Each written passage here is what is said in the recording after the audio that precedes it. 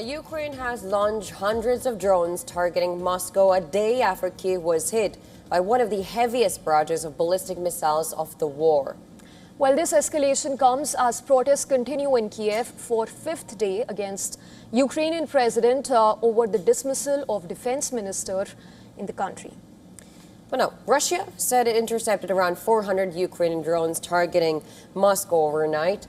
Several areas near the capital reported damage to homes and infrastructure, with reports that drones struck an oil depot and a logistics center. Ukraine's President Volodymyr Zelensky said Ukrainian forces also targeted 2 Shadow Fleet tankers and 4 cargo ships in the Black Sea. At least 10 people were reported injured, including a child and 3 Chinese nationals.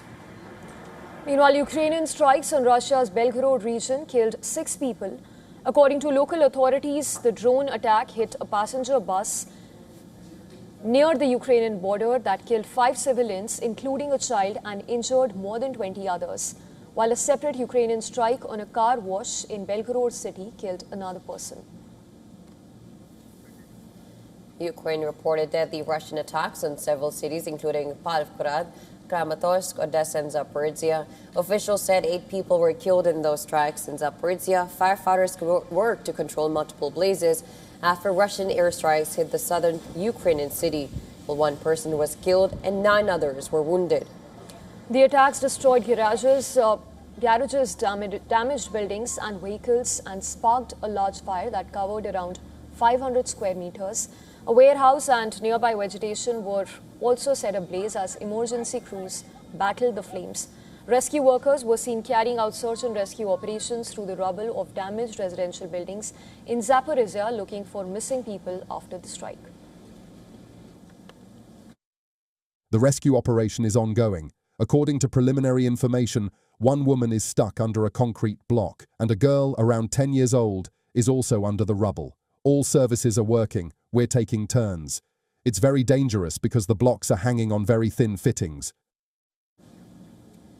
Meanwhile, Ukrainian President Volodymyr Zelensky has welcomed support from UK's new Prime Minister Andy Burnham, who pledged continued backing for Kyiv.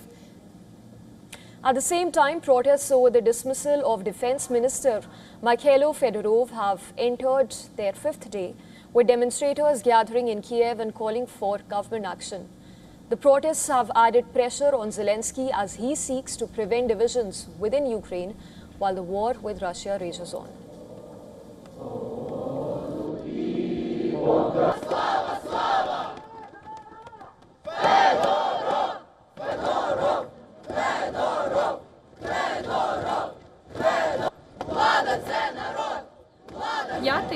This is already the 5th day, if I'm not mistaken about the dates, that a rally has been taking place here in support of Mikhailo Fedorov, who is now, for the time being, Ukraine's former defense minister.